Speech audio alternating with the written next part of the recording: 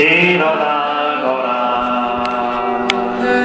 어서와 내게 오려나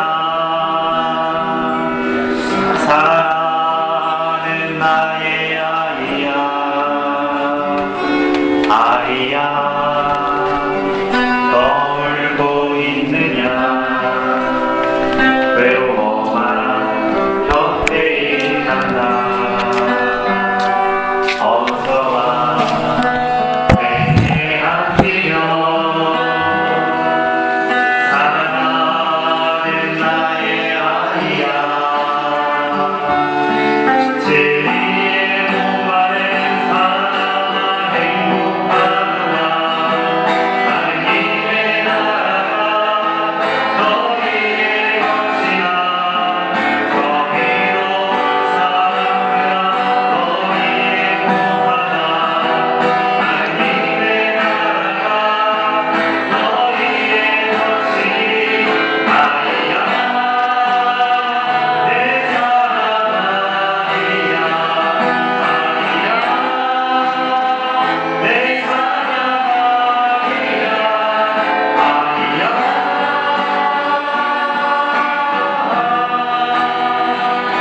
결코 너를 잊지 않겠노라 아이야 내 사랑 아이야 내 사랑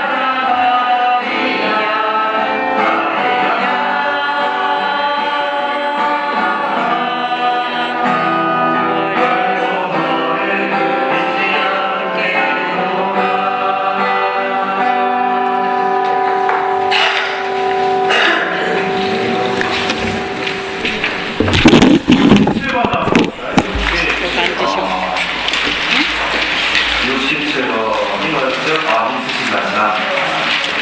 사무실 성만 읽어요. 예수님 다시가 힘을 전생에가 마냥 슬퍼기에 힘쓰신 가시나는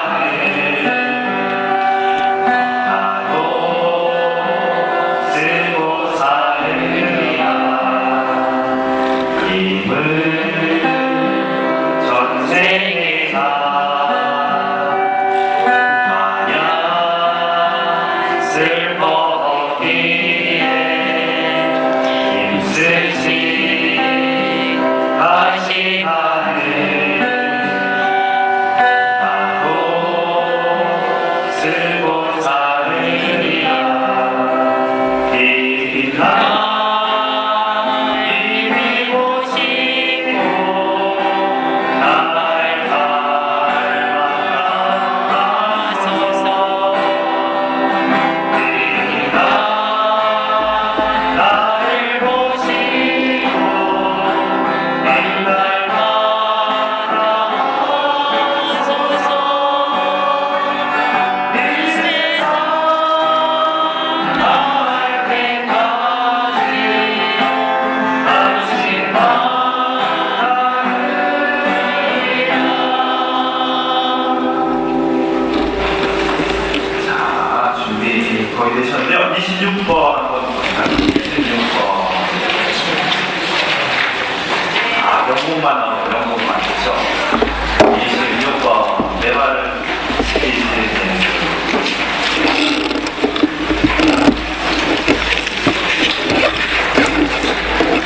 26번 그리스도 나의 구세주 참된 삶을 보여주셨네 다시 막길 걸어가던 생에 그분은 나를 위해 십자가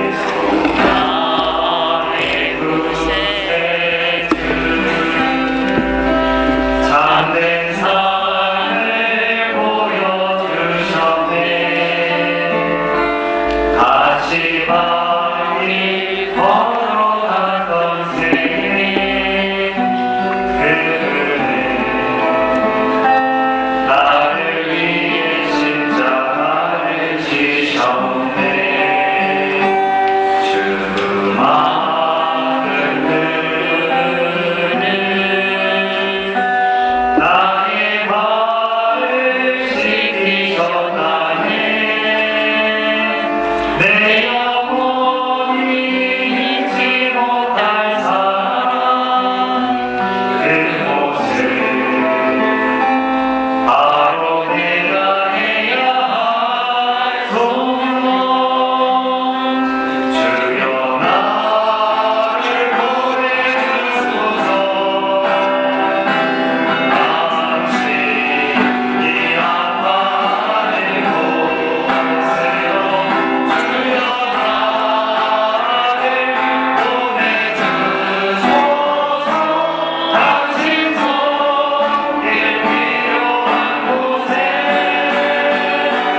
어느 날 당신 앞에 서설 때 나를 안아주소서.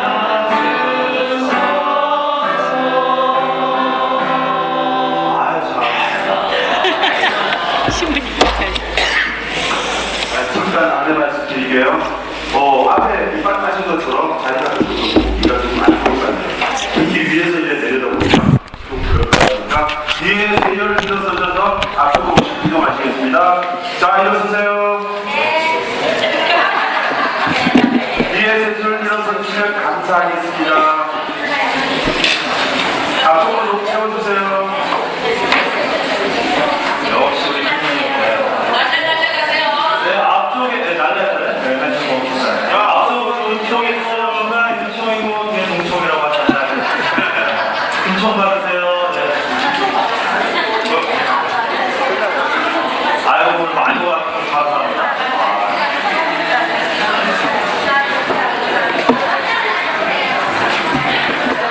네, 모든 말씀처럼 주님의 발치에 앉아서 이제 들을 수 있도록 앞으로 와주세요. 자. 아이고 많이 오셨네요. 무거운 엉덩이 잘 이렇게 앞으로 오셔서 감사합니다. 오늘 작가님 모시게 됐어요. 선집단 하는데 원래는 작가님을 잘 몰랐어요. 우리 작가님 성함 알려드릴 테니까 꼭 기억해 주시고 오늘부터 기도상에 꼭 이렇게 기도해 주세요. 기도 시작으로 김세의 잔다르크 작가님이세요. 어떻게 되신다고요? 김세 잔다르크. 잔다르크 영화 보신 분 계세요 혹시? 그죠? 네 맞아요. 장군이라고 하기 그렇지만 장군인데 여장군입니다. 여장군. 그렇죠. 그래서 잔다르크 세례명을 가지셨고요. 그리고 그때가 언제였죠? 호남지구가 2달이 지났나요? 그래서 하여튼 뭐 두세 달 전에 하남지구 우리 청년들 이렇게 이렇게 말씀 강연회식으로 있었어요. 그때 처음 작가님을 만나게 되었습니다. 그래서 저도 이렇게 미사 공헌하면서 강론하면서 제발 저 강론대에서 이야기한 저만큼만 살면 내가 진짜 천국 가겠다는 생각이 성인 성녀 되겠다는 생각이 들면서도 찔립니다. 내가 이렇게 말씀을 우리 신자들한테 교우들한테 말씀드리는데 나는 정말 그렇게 살고 있나. 제일 중요하고 제일 어려운 것은 그 말씀을 삶으로 사는 것이 아닐까 생각되어집니다. 예수님께서 정말 훌륭하신 분이다, 정말 되게 높으신 단계다라고 생각하시는 부분이 언행일치적 삶이었던 것 같아요. 말씀하신 것을 그대로 실천하셨던 분이 예수님의 33년 생애이지 않으셨을까. 사순특강 이렇게 맞이하면서요, 이 40일이 결코 만만치 않은 시간들이지만 우리 오늘 강사님, 우리 작가님 모시고 어떻게 살아오신 그 얘기만 들어도 은총인 것 같아요. 그때 강의 처음 듣는데 저는 좀 충격이었고요. 그리고 이제 말씀 중에 이제 강의 중에 이야기하실 수 있겠지만 성당에서 그렇게 펑펑 울으셨다는 것이 저는 사제인데도 성당에서 펑펑 울지를 못하는 거거든요. 그렇죠? 그래서 그 말씀도 너무나도 좋아하고 저는 사설 너무 기르면 안 될 것 같고 강사님들 직접 잘 들으시면서 시간의 짧은 생애였지만 어떻게 보면 내가 느끼지 못했던 하나님의 체험을 더 많이 체험할 수 있었겠구나라는, 그래서 오늘은 사순식이 지나고 부활의 시기를 정말 잘 맞이할 수 있는 분위기구나 보시면 참 좋을 것 같습니다. 그리고 그 책 구매하셨죠? 네. 그 사인은 언제 받을 수 있나요? 끝나고 할까요? 네, 알겠습니다. 꼭 바쁘시다고 바로 가시지 마시고 강의 잘 들으신 다음에 싹 이렇게 받으시는 시간을 드시면 좋겠습니다. 그러면 우리 작가님 모시도록 하겠습니다. 김세 장다르크 작가님이십니다. 어서 오십시오.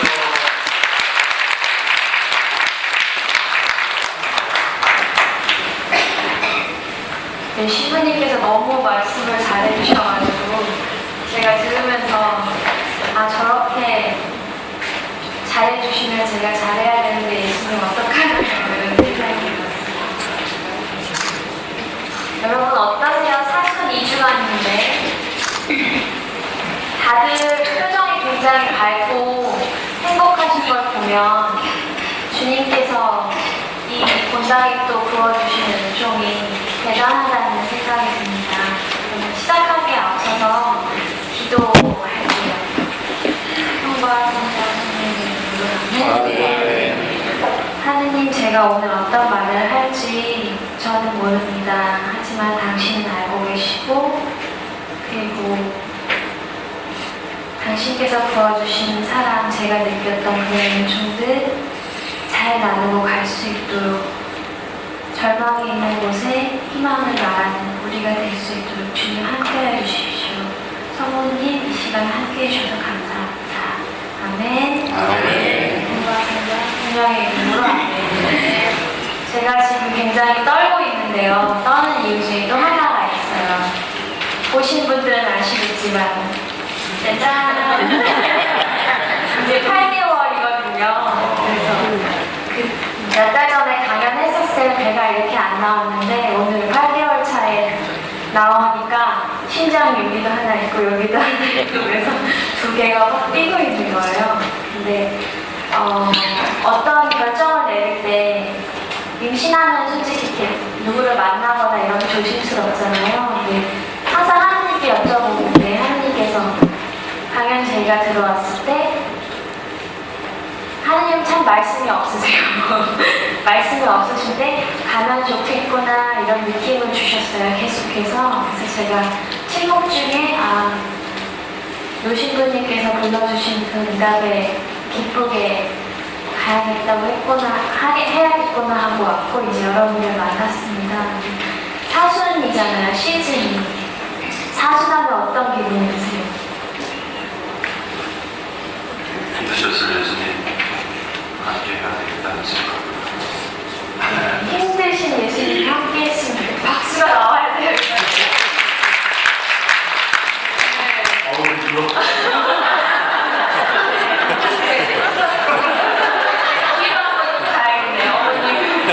어머니 사순에 어떤 기분 드세요?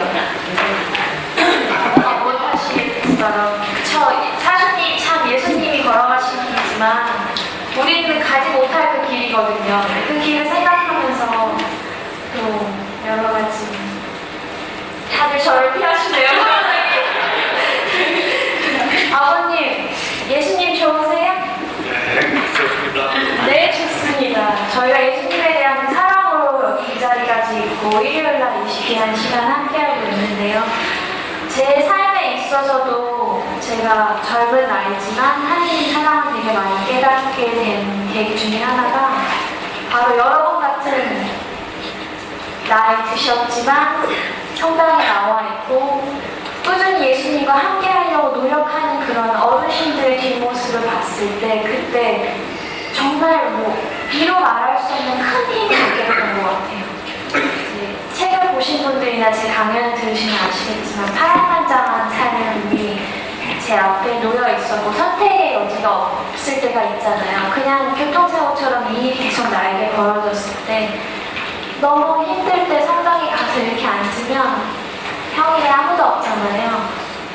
그러면 다 아픈 사람들만 와 있어요. 다리를 전다던가 너무 가난해 보인다던가 머리가 너무 하얗고 너무 나이가 들어 보인다. 병원이나 아니면 어디 이런 데 쉬어야 될 것 같은 그런 뒷모습을 한 신자분들이 이렇게 앉아서 그 주름진 손으로 목줄을 굴리고 예수님을 바라보고 하는 그 뒷모습을 봤을 때 그때 어린 제가 느꼈던 건 나 살아야겠구나. 이분들이 이렇게 힘든 삶을 겪고 겪어오면서 성당에 계속 와서 힘을 얻고 주님께 힘을 얻고 살아간다면 젊은 나도 살아야겠구나라는 생각이 들었고 지금 이 자리를 딱 보니까 그때 그 기억이 나요. 그 감동이. 뭐 예수 믿어라, 뭐 예수 믿어야 천국 간다 이게 아니고 그냥 그분이 앉아있는 그 자리 성당에 그리고 그분이 그냥 하느님과 함께하는 그게 제가 20대 초반, 뭐 중고등학교 때 그리고 대학생이 돼서 직장인이 되어서까지 계속해서 가슴에 남았던 것 같아요. 지금 딱 여러분 그 모습이에요. 저한테 그 예수님의 사랑, 예수님의 뒷모습을 알려주신 그 모습. 너무 감사드리고 시간 동안 최선을 다해서 제 삶에서 어떻게 예수님이 움직이셨는지 알려드릴게요. 근데 동영상을 좀 많이 볼 건데 혹시 귀나 눈이 좀 불편하신 분 계신가요? 네, 다들 네, 다들 건강하시군요. 다행이에요. 뒤를 하나씩 넘겨가면서 가겠습니다. 사진 너무 예쁘죠? 저 몇 개월 전에 저랬는데 지금 출산하고 다이어트 계획을 또 세우고 있습니다. 네, 김새 희망 연구소 소속이고요. 저는 절망을 너무나 말하는 사람들이 많은 거예요. 뭐 이래서 안 되고 저래서 안 되고 그래서 희망을 말하는 사람이 되어야겠다라고 생각해서 연구소를 설립을 했고 강연이나 책, 그림 같은 걸로 많은 사람들에게 하느님의 사랑, 그 다음에 희망에 대해서 말을 하고 있습니다. 좀 특이한 점이 있자면 제가 여러 나라를 다녔다는 점이에요. 23나라 전 세계를 다니면서 많은 경험을 했고 화가로 활동하고 또 글을 쓰고 이런 활동들을 많이 했습니다. 책은 3권이 지금 나와 있는데요. 나머지 2권은 함께 쓴 저서고 가운데 책이 제가 쓴 책이고 그 책을 통해서 이제 노신부님과 만나게 되었고요. 이 숫자가 저의 삶을 단정적으로 말해줄 수 있는 숫자인 것 같아요. 14라는 숫자는 제가 20대가 시작되면서부터 30대 초반까지 보냈던 그 14년의 시간이고 그동안 이제 이사를 15번을 다녔습니다. 이사를 많이 다니는 사람들의 공통점이 있다면 가난하다는 게 아닌가 싶어요. 돈이 없고 누군가 나를 쫓아오고 내가 그 사람을 갚을 물론 제 빚은 아니었지만 사업을 하시다가 부모님이 크게 잘못되셔서 저희가 항상 피해 다녀야 되는 상황이었고 한국에서 피할 수가 없기 때문에 외국으로 나가야 했고 외국에 나가면 제가 이제 그 노동자로 사는 거잖아요. 준비를 해서 나가면 유학 비자도 있고 무슨 비자도 있고 막 이런데 그냥 우리나라에 사는 외국인 노동자처럼 여권이 소용이 없고 주민등록증이 없고 건강보험증이 없는 그런 상태로 제가 15번씩 이사를 다녔고 이사를 다니면서 되게 눈물이 많이 났죠. 왜냐면 이 도시에 와서 적응을 하고 살고 말을 익히고 직장을 막 구하고 조금 친해질만 하면 가야 되는 거예요. 근데 설명도 제대로 못하고 내가 어디로 간다, 왜 간다 이 설명을 못하고 그렇게 다녀야 되는 거예요. 짐을 싸요. 그래서 제가 짐을 진짜 잘 싸요. 나중에 이삿짐 센터를 해야 된다는 생각이 들 정도로 짐 싸는 건 지금도 정말 잘 싸고 푸는 것도 잘 풀고 그래서 제가 처음으로 한국에 와서 결혼을 하고 정착을 하게 됐을 때 되게 울면서 했던 게 벽에다가 못을 박아서 십자가를 걸어놓는 게 그게 되게 큰 기쁨이었어요. 이사를 항상 다니니까 십자가를 못을 박으면 안 되거든요. 남의 집에 살고 이러긴 했는데 그때 되게 기뻤던 기억이 납니다. 그렇게 15번 이사를 다녔고 제가 쫓기듯이 도망친 나라는 한 3-4나라 정도 돼요. 한국에 있다가 갑자기 인도네시아로 갔고 근데 말이 하나도 안 통하고 또 직장을 구할 수가 없었고 거기서 막 풍토병에 걸리고 앓고 이렇게 돼서 뉴질랜드를 떠났고 뉴질랜드에서 너무너무 적응을 잘하고 난 어떻게든 살아남아야겠다라고 했는데 그때 이민법이 바뀌면서 제 비자가 만료돼서 또 떠날 수밖에 없는 상황이었고 그래서 한국에 잠깐 와서 정착도 하고 학교도 다니고 봉사활동도 하고 그러면서 너무 잘 지냈는데 빚쟁이들이 또 이제 협박을 하기 시작했는데 저는 못 만났는데 그때 저를 숨겨준 그 친척집 아이들한테 해코지를 하겠다 이런 협박이 들어와서 너 떠나야겠다라고 해서 갑자기 또 떠나게 됐습니다. 그래서 또 캐나다로 갔고 캐나다에 가서 오래 있었는데 그동안 진짜 많이 울었어요. 정말 울 일이 참 많았고 아 내가 능력이 이거밖에 안 되나 내가 힘이 이렇게 없나 그러니까 나 하나 먹고 사는 것뿐 아니라 어머니 아버지도 아프시고 병원비를 내야 되고 병원에서 쫓겨났는데 나는 돈이 하나도 없고 그럴 때 정말 어렵게 전화를 해서 돈이 필요하다고 말할 때 정말 사람들이 참 냉정하구나. 내가 정말 필요할 때 100원 하나 빌려주는 사람이 없구나 이런 걸 많이 느꼈고 비자가 또 없기 때문에 불법으로 일하는 곳에 막 갔는데 제가 20대 처녀잖아요. 그래서 비자가 없고 이러면 또 아침 8시부터 밤 10시까지 3-4군데에서 돌아가서 막 몸 쓰는 일을 하는데 제가 몸을 잘 쓰는 스타일이 아니라서 너무 욕을 먹으면서 일을 하는 거예요. 근데 그래도 어떻게든 살아남아야겠다. 이 직업을 잃으면 당장 생활비가 없으니까 그러면서 살았고 아버지가 쓰러지시고 아프시고 그럴 때 밤 10시 이후로 일하는 거 그냥 막 찾아봤더니 학생 대환영, 비자 없어도 되는 뭐 이런 것도 많았는데 가서 보니까 그런 데더라고요. 안 좋은데 퇴폐 영업 없어. 근데 그런 사람들은 이제 어떻게든 꼬셔가지고 일을 시키려고 하고 그럴 때 제가 이 일을 해야 됩니까? 제가 이거를 해서라도 저희 부모님을 살려야 됩니까? 라고 되게 많이 울면서 기도하고 그러니까 말할 사람은 아무도 없었던 것 같아요. 진짜 세상에 믿을 사람은 하나도 없고 누구한테 말을 털어놔야 될 수 있는 상황도 아니었고 그럴 때 제가 어디를 갔을까요? 24시간 열려있고 돈 한 푼 안 받고 24시간 아니지만 낮 동안 계속 열려있고 편하게 들어가서 진짜 정말 많이 울었던 것 같아요. 그러니까 눈물이 기도가 될 수 있다는 사실 여러분 되게 많이 느끼셨을 거예요. 내가 이렇게 많이 우는 게 기도구나. 주님, 제가 지금 할 수 있는 게 하나도 없습니다. 주님, 저랑 함께 하여 주십시오. 또 바로 일하러 가야 되니까 오래 울지도 못하고 그냥 막 이러다가 너무 눈물이 많이 나면 아니 울 거라고 생각을 안 했거든요. 그냥 힘이 없고 가난하고 집도 없고 하니까 들어가는 데가 상상이었는데 들어가면 눈물이 나면 이제 우신 분들은 아시죠? 소매로 눈을 훔치기 시작하죠. 근데 이게 다 젖어요. 여기까지 너무 많이 울면. 근데 조용히 양말을 벗습니다. 그래서 양말로 막 콧물 눈물 다 닦고 그 다음에는 휴지를 준비해갖고 다니다가 휴지가 또 다 되면 막 이제 인원 떠거든요. 하도 많이 울면 손수건 그 다음에 수건도 갖고 다니고 진짜 그렇게 많이 울었던 것 같아요. 근데 주님께서 너무나 자비로우셨기 때문에 항상 여기는 막히고 저기는 막히고 여기는 막히고 뒤도 막힌 거예요. 갈 데가 하나도 없는데 항상 주님께서 얘기하시는 게 하늘이 있다. 제 삶에서 그렇게 얘기하셨어요. 하늘이 있다. 그리고 주님께서 먼저 그 모든 고통을 다 겪으셨기 때문에 내가 네 마음을 알고 내가 너와 함께 하겠고 이 세상 사람들이 모두 다 너를 버려도 너는 나의 아이다 라는 그런 메시지를 계속해서 주셨습니다.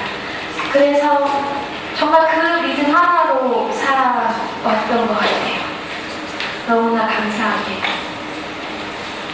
그리고 전 23나라, 나머지 나라들은 어떻게 가게 됐냐면 제가 봉사활동을 정말 열심히 했는데 그 이유 중에 하나는 가족들이 다 뿔뿔이 흩어져서 살았어요. 근데 핸드폰도 서로 연락이 잘 안 되고 그럴 때는 핸드폰도 없을 때였고 그러니까 내가 되게 착하게 살고 예쁘게 살면 하느님이 도와주시지 않을까 그런 생각을 많이 했습니다. 그래서 봉사활동을 할 수 있는 한 시간을 쪼개가지고 계속하고 제가 봉사활동을 한 번 할 때마다 주님 제가 잘한 것이 있다면 이거를 저희 가족들에게 축복으로 부어주세요.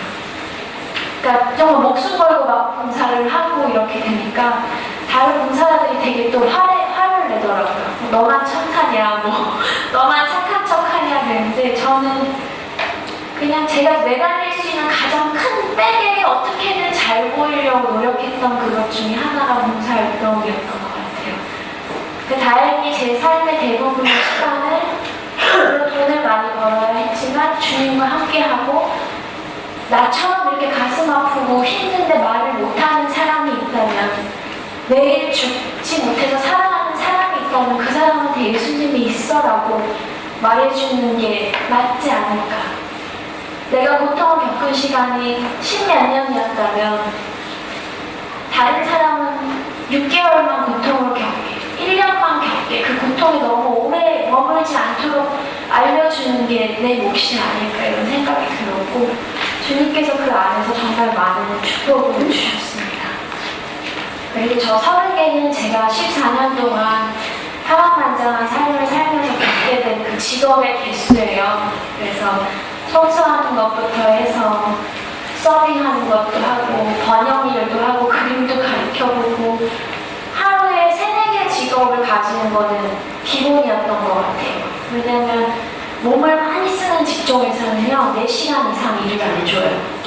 4시간을 하면 내가 너무 힘들어 기절해서 일을 못한다는 걸 아니까 그러면 그만큼만 딱 일을 주는데 다른 데 가서 일을 안 하는 사람인 것처럼 제가 이렇게 건강한 사람인 것처럼 또 일을 하고 또 일을 하고 또 일을 하고 이렇게 해서 이제 생활을 유지했었고 제가 대학생 때 저희 집 부도가 났기 때문에 이런 힘든 일들을 제가 하게 될 거라고 생각을 못 했었어요. 무거운 걸 만든다거나 음식을 막 조리한다거나 그래서 그런 힘든 일을 할 때 나 평생 이것만 하다 죽는 게 아닌가라는 생각이 들었고 그랬을 때 제가 봤던 책들이 그 마더데레사 수녀님, 소아데레사 수녀님 그 책들을 보면서 정말 위안을 많이 얻었습니다. 거기에 그런 얘기가 있잖아요.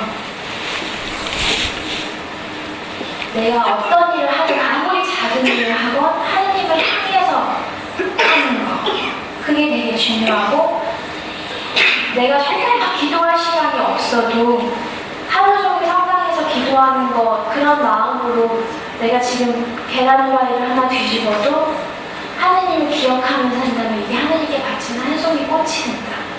청소를 하는데 화장실 냄새가 너무 나는 거예요. 근데 여자 화장실 청소는 괜찮은데 남자 화장실 청소를 하면 진짜 너무 힘들더라고요. 향이 좀 달라요. 그러면 제가 어렸잖아요. 어리고 또 예민했을 때니까 막 욕이 막 나와. 나 왜 이렇게 살아야 되고 막 이러다가 그런 책들을 읽은 다음에 하느님 냄새가 엄청 납니다. 그러면 예수님이 나도 맡고 있다 이러시는 것 같아요. 그러면 저 이거 욕하지 않고 하고 싶습니다 라고 한 다음에 저런 영혼들이 있다면 이 물로 제가 이 화장실을 깨끗하게 하는 것처럼 하느님 함께 하여 주십시오 이렇게 기도하고 일할 때 음식 같은 거 빨리 갖고 오라고 막 성화 부리는 사람이 있거든요. 그러면 속으로 이렇게 또 기도를 하는 거예요. 하느님 자식 교육을 어떻게 시킨 거예요? 그냥 그분이 하느님 다 딸 아들이잖아요. 그러면 애가 잘못하면 보통 아버지한테 야 너는 자식 교육 어떻게 시켰냐 이렇게 얘기하는 것처럼 그 손님한테 왜 그래요 이렇게 말하고 하느님께 하느님 자식 교육 어떻게 시켰어요 이런 다음에 아유 저런 아들이 있으니까 하느님은 속상하시죠? 제가 만드는 이 요리에 하느님의 사랑을 담아서 이 사람이 행복했으면 좋겠습니다. 뭐 이런 식으로 계속 삶을 기도로 바꿔나가는 걸 연습을 했던 것 같아요. 네. 그렇게 해서 30개의 직업 체험을 잘 할 수 있게 되었고 그 다음에 제가 7번에 이때 진짜 참 가슴 아픈 숫자긴 한데 왜 돈이 없고 힘이 없고 어리고 이런 사람들한테는 나쁜 사람들이 와서 막 이렇게 건드리고 싶어 하고 막 전에 그런 안 좋은 기억이 있습니다. 이것 때문에 내가 자살을 해야겠다라는 생각도 되게 많이 했고, 하지만 자살을 생각하면서 밤새 막 했을 때, 생각을 막 했을 때 어느 날 그런 글을 봤어요. 자살. 뒤집으면 어떻게 되죠? 웃으시네요. 네.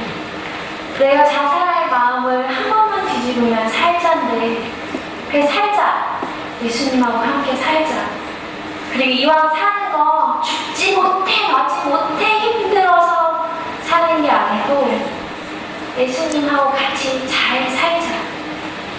예수님이 십자가에서 고통스럽게 돌아가셨지만 항상 웃는 얼굴이셨고, 되게 얇은 옷과 먼지가 숭숭 들어가는 신발을 신고 다니셨음에도 그런 걸 불평하는 성경 구절이 항상 없잖아요. 하느님께 어떤 상황에서도 감사하시고, 그런 것들을 제가 되게 많이 생각하게 된 것 같아요. 그래서 자살이 살자로 변하고, 절망이 있는 곳에서 희망이 있고, 어둠이 있는 곳에서 빛이 보이는 삶이 시작됐습니다. 주님 안에서. 그리고 제가 그 길을 가기까지 너무나 의지할 곳이 없어서 성당에 갔을 때 저보다 먼저 와서 앉아 계시는 바로 여러분 같은 분들이 계셨습니다. 그래서 평일에 혹은 마음이 이럴 때 성당에 혼자 오고 싶으실 때 있잖아요. 와서 앉아 계시면 여러분이 앉아 계신 그 뒷모습만으로도 그때 정말 저처럼 마음 뚫고 넘는 사람이 성당 딱 문 열고 왔다가 그런 뒷모습 보잖아요. 그러면 아, 나도 살아야겠구나. 나도 머리 저렇게 하얗게 되고 손에 주름 질 때까지 주님 안에서 살아야겠구나. 그리고 이왕 사는 거 되게 기쁘게 살아야겠구나 라는 생각을 주는 겁니다. 여러분 진짜 굉장한 일을 하고 계시는 거예요. 네. 이거 한번 넘어가 볼게요. 이게 제가 뉴질랜드 갔을 때인데 현지 가톨릭 모임이에요. 영어를 배우고 싶어서 갔는데 동양인이 딱 2명밖에 없어요. 근데 영어를 정말 한마디도 못했는데 어떻게든 막 적응해 보려고 저기에서 영어를 배웠고, 그러면서 또 하느님 신앙에 대해서 배울 수 있었습니다. 그러니까 말을 많이 하고 뭐 이런 게 성교가 아니고 그냥 Jesus, 사랑, 하느님, 사랑, 하느님이 너를 사랑해, 이것만 알아들어도 살림을 얻었던 것 같아요. 그 다음에 한국에 돌아왔을 때 수원교구 젊은이 기도 모임이라는 곳으로 제가 들어갈 수 있게 하느님께서 또 도와주셔서 이곳에서 수많은 봉사활동을 하고, 제가 그때 그 봉사활동을 했던 제일 큰 이유 중에 하나가 나처럼 정말 죽지 못해서 힘들게 말도 못하고 사는 사람이 있다면 그 사람들이 왔을 때 미소를 한번 보여주고 하느님이 자매님을 사랑하신다라고 말을 하고 싶다. 그리고 이렇게 해서 하느님이 나를 잘 보면 우리 가족들한테 축복을 부어주겠지, 이런 생각으로 되게 열심히 했었고, 여기가 성령세신단체여서 별의별 일들을 다 겪었거든요. 근데 그러면서 또 제 신앙이 계속 성장했던 것 같습니다. 그래서 저 제일 위쪽은 독일 퀼른이에요. 거기에서 만난 한순유 신부님께서 저를 잘 봐주셔서 그 한국 대표 전례봉사자로 독일에서 교황님과 함께 한 배를 타고 전례를 할 수 있는 그런 봉사를 할 수 있도록 추천서를 써주셔서 제가 되게 가난하고 돈도 없고 그런 상태에서 전례 장학금을 받아서 다녀오게 됐고, 그 다음에 너무나 일을 많이 하다 보니까 이렇게 살다 죽으면 내가 제일 후회할 게 뭘까를 많이 생각을 하게 됐었어요. 그러다 보니까 제가 화가라는 꿈이 있었고, 그래서 그림을 그리기 시작했고 전시를 하기 시작했습니다. 제 첫 번째 전시회 때 저희 아버지께서 와서 손을 잡아주시는 거예요. 저희 아버지가 참 고통스럽게 사신 분이셨는데, 이제 그 고통이 고스란히 저한테 전달돼서 제가 태어났을 때부터 계속해서 많이 맞고 힘든 시간이 있었거든요. 아버지가 할아버지한테 많이 맞고 7형제인데 6형제가 사고로 아버지가 30대가 되기 전에 다 돌아가셨어요.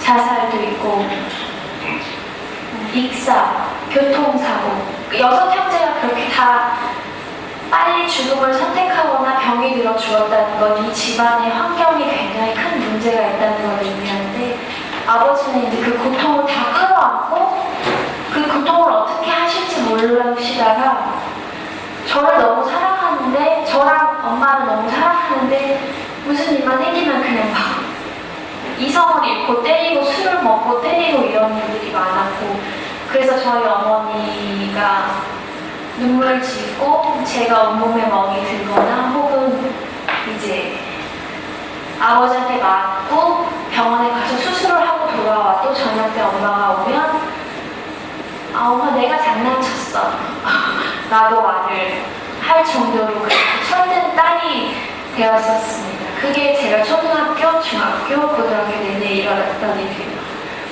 그래서 참 자살 같은 거를 저는 20대 이후에 생각한 게 아니고 초등학교 한 2, 3학년 때도 계속 그런 걸 생각하고 살았던 것 같아요. 살아서 그런가 살아서. 근데 아까 말씀드렸다시피 자살, 돌리면 살자. 사는 길을 택했고 결국 아버지께서 저렇게 전시회장에 왔을 때 손을 잡고 또 저희 아버지한테 계속 예수님에 대해서 끊임없이 아버지가 아무리 듣기 싫다고 해도 말할 수 있는 용기를 얻게 된 것 같습니다. 그래서 열심히 활동을 해서 평화신문에 그 사랑의 바자회라고 해서 힘없는 젊은이들이 다 함께 모여서 나눔을 하는 것이 어떨까 하는 생각이 들어서 얘네들의 노동력을 저희가 갖다 쓴 거예요. 바자회에서 막 물건을 팔고 그 물건들을 팔아서 번 돈으로 이제 세계 힘들어하는 사람들 그때 막 그 쓰나미라고 해서 해일이 몰아닥치는 그런 일이 있었고 아프리카에 물이 없어서 애들이 막 소오줌을 받아서 먹어서 겨우 살아야 되는 일이 있었고 지진이 일어나고 막 별의별 재해들이 다 일어났는데 그곳에다가 저희가 돈을 보내는 일들을 했었습니다. 그리고 저한테 이렇게 당첨 같은 게 되거나 그랬을 때 제가 예상하지 못한 수입이 들어오면 그걸 그냥 다 주님께 돌려드렸던 것 같아요. 근데 아깝잖아요. 보낼 때는 기분 좋게 기부해야지 딱 보냈는데 보내고 나면 너무 아까운 거예요. 갑자기 막 이게 내려오는 것 같고. 그래서 제가 그때 통장에 송금을 할 때 어떻게 송금을 했냐면 보낸 사람 이름을 적어놔야 되잖아요. 제자리로라고 써놨어요. 어차피 저한테 주어지는 돈들이 하느님 거고 하느님께 잠깐 저한테 왔다가 제자리로 간다. 그래서 저 당첨된 돈이 꽤 됐었는데 그거를 몽골의 어떤 신부님이 운영하시는 병원에 기증을 하게 됐는데 거기가 대기실이 없었대요. 그래서 환자들이 오면은 쉴 데가 없으니까 막 다 서서 막 기다리고 이랬는데 의자랑 이런 대기실을 만드는데 사용됐다고 하더라고요. 근데 그때 제가 이런 일을 항상 할 때가 제가 진짜 없고 가난하고 힘들고 막 이럴 때여서 기쁨이 되게 커졌었어요. 아 이런 또 기쁨을 주시는구나 하는 생각하면서 살게 됐습니다. 뒤에 보면 계속 열심히 봉사활동을 하고 저 제일 위에 있는 사진은 뉴질랜드에서 만났던 할머니 수녀님들이세요. 80살을 넘으셨는데 70대, 80대. 근데 저분들 집에 갔는데 냉장고를 딱 열어보니까 냉장고가 아무것도 없는 냉장고 아시죠? 그냥 우유 하나, 막 치즈 하나 막 이렇게 텅텅 빈 냉장고인 거예요.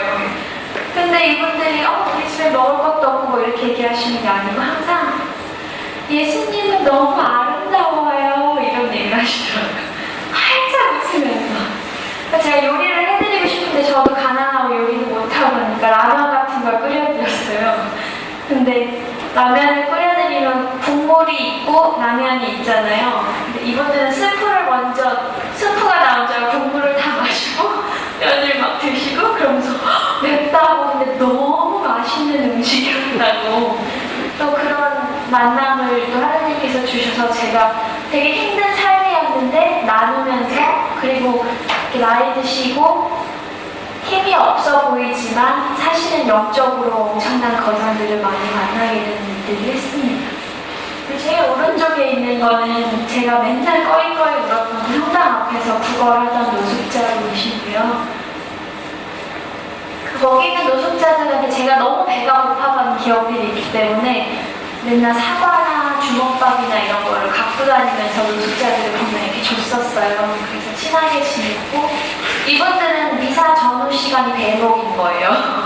그래서 이렇게 딱 대고 있으면 사람들이 돈도 주고 먹을 것도 주고 이렇게 하는데 그러면서 이분들하고 또 친해졌어요. 저렇게 가까이 있다는 거는 굉장한 냄새를 제가 참고 있다는 뜻이기도 해요. 좀 얼굴은 되게 깨끗해 보이는데 사실은 되게 많이 냄새가 나거든요. 근데 그런 냄새가 났을 때도 또 하나님 제가 딱 1분만 얼굴을 찡그리지 않고 이 사람들 앞에서 당신의 미소를 보여줄 수 있게 해주세요. 이렇게 기도하면서 다가갔던 것 같고 저도 진짜 의지할 곳이 없고 마음 둘 곳이 없었기 때문에 저렇게 만났던 모든 사람들이 저한테 또 예수님이었고 그리고 저분들에게는 또 제가 예수님이었을 것 같은 그런 아름다운 만남들이 많았습니다. 가운데 사진은 제가 전시회를 할 때 캐나다 로저스 TV에서 와서 이제 방송을 해가더라고요.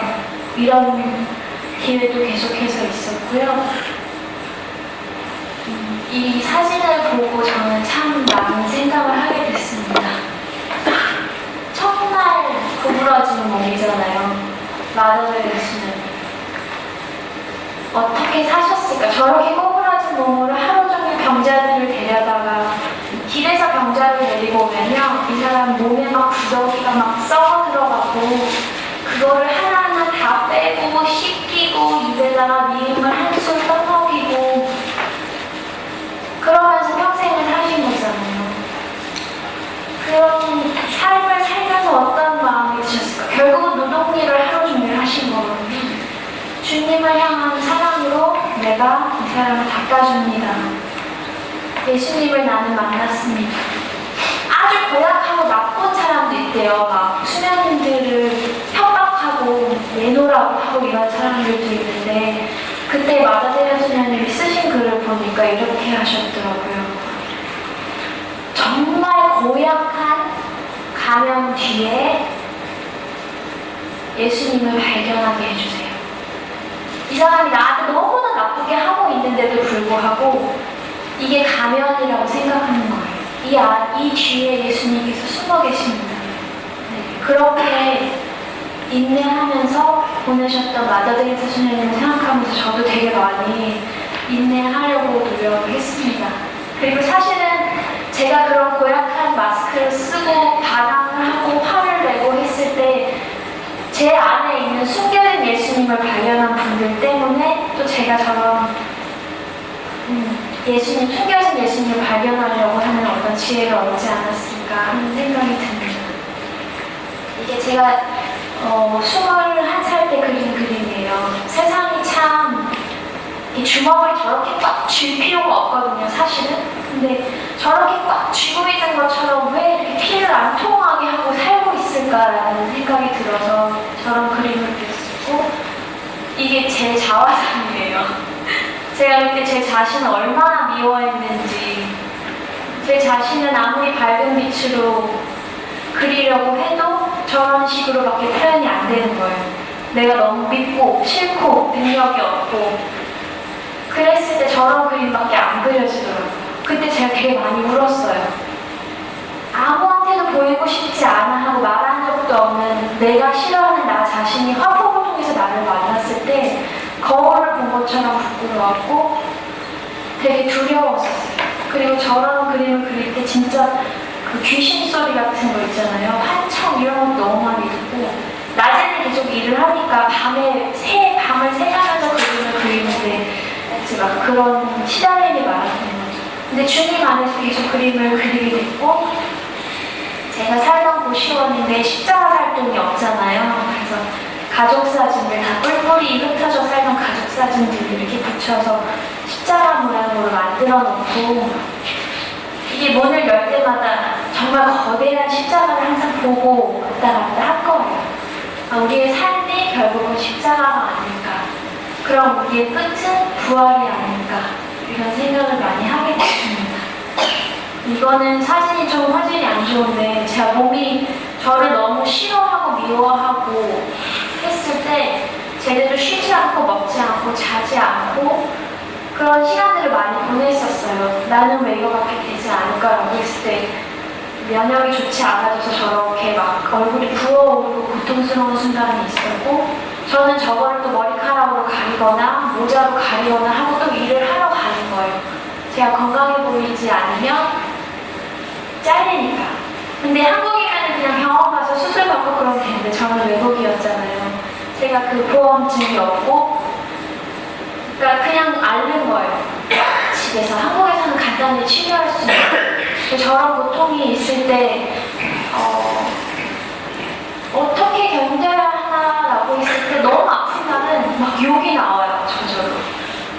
욕이 막 나오면 제가 자다가 너무 아프니까 베개를 막 발로 지지기면서 막 소리를 지르는 거예요. 그러다가 그냥 자리에서 일어나서 서 있었어요. 왜냐면 내가 이렇게 고통스럽다고 계속 소리를 지르다가는 하느님 욕할 수도 있겠구나. 그 생각이 들어서 이렇게 서 있은 다음에 이걸 어떻게 해야 되나 했더니 그리스도의 순환에 이 고통을 합니다라는 기도가 있더라고요. 내가 겪는 이 고통이 예수님이 십자가 순환을 겪으실 때 그 피 한 방울에 내 고통이 합해져서 예수님의 땀을 닦아드릴 수 있습니다라는 기도문을 제가 여기서 본 거예요. 그래서 그 뒤로는 아플 때마다 주님 이 고통은 예수님의 순환 공로에 합합니다. 이렇게 기도를 했었던 것 같아요. 그리고 기적처럼 다음날 귀가 찡다 아니야.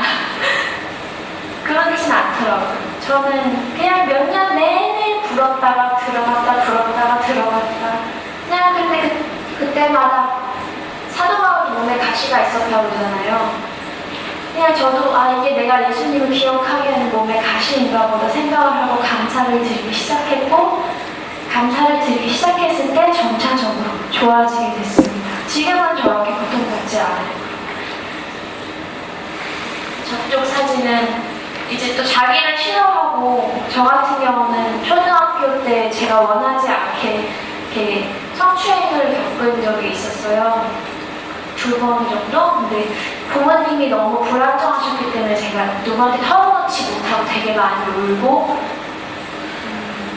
그러면서 중학생이 되고 고등학생이 되고 제가 외형이 변하고 조금 예뻐진다고 느꼈을 때 누군가 저를 약간 이상한 눈초리를 보거나 그러면 되게 불안한 거예요. 그래서 막 먹기 시작했고 그게 폭식증 증세가 돼서 막 한 달에 살이 10kg가 찌기도 하고 그러면은 또 살이 너무 찌니까 놀림을 받고 이러면 또다시 안 먹어요. 또 거식증 증상. 그러니까 자기를 싫어하는 사람들이 겪는 그런 여러 가지 일들을 저는 쭉 겪으면서 살아왔고 이 왼쪽이 이제 폭식증이 재발했을 때고 오른쪽은 또 안 먹었을 때 먹고 바로 토해야 돼요.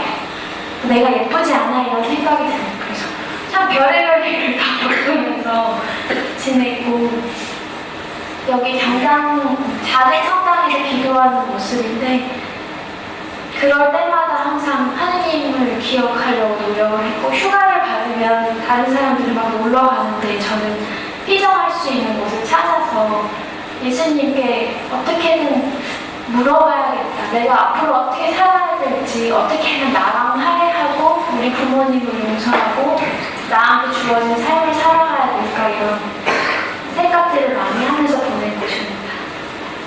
제 자아상이 조금 밝아졌죠. 아까보다 좀 낮았어요. 이것도 무섭긴 한데. 그러면서 이제 조금씩 밝아지기 시작했고 이게 대학생 때 제 모습이에요. 그러니까 사람들은 제가 얼굴이 항상 밝고 웃고 지내고 이러니까 제 안에 저렇게 많은 고통이 있을 거라고 예상을 못했었고 저는 저렇게 웃는 얼굴로 항상 봉사활동을 다니면서 어서오세요 제 조증 아니냐고 이런 얘기 들을 정도로 근데 주님과 함께 있으면 기뻤고 걱정이 없었던 것 같아요. 그 다음에 시간이 지났을 때 제가 저런 그림을 그릴 수 있게 됐습니다. 순환 중의 예수님. 되게 많이 울고 기도하고 이러면서 그렸던 23살, 4살 때 작품이고요. 이거는 독일에 그래서 같이 다른 나라 국제봉사자들하고 같이 봉사할 때 교황님과 함께 전례를 하면서 그때 봉사할 때 모습입니다. 이거는 한 배를 타고 움직일 때 근데 대표 전례 봉사자라고 해서 되게 호강할 거라고 생각하시는데 사실은 저희 대기 시간이 4-5시간이 넘어요. 어디 가면.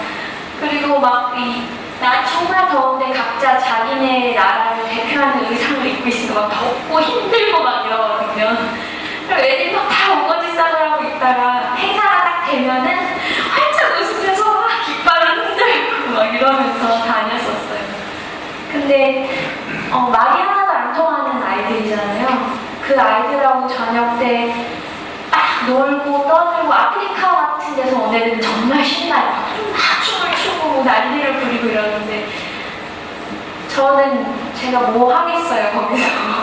조용히 성당 가면 강실에 예수님 계시면 예수님 오늘 뜨거운 하루였습니다. 하지만 저는 독일에서 태극기를 휘날렸습니다. 내일도 잘 버틸 수 있게 해주세요. 이렇게 기도하면서 지냈던 것 같아요.